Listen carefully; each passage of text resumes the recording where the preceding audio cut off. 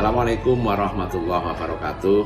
Saya MH Saiful Mujab. Kami mengajak masyarakat khususnya di Desa Wadas untuk berhati-hati menerima informasi, jangan mudah terprovokasi dengan kabar-kabar hoak atau yang tidak jelas. Yang terpenting adalah aparat keamanan datang mesti membawa misi kebaikan, menenteramkan, menertibkan, tidak ada niat sedikit pun polisi akan membuat kerusakan. Saya mengajak kepada teman-teman, saudara, masyarakat, kita teguhkan niat mendukung proyek bendung benih ini terrealisasi. Terima kasih kepada Polri yang telah membantu keamanan, ketertiban, dan kenyamanan di wilayah Wadas, khususnya di wilayah Bener dan Kabupaten Poso.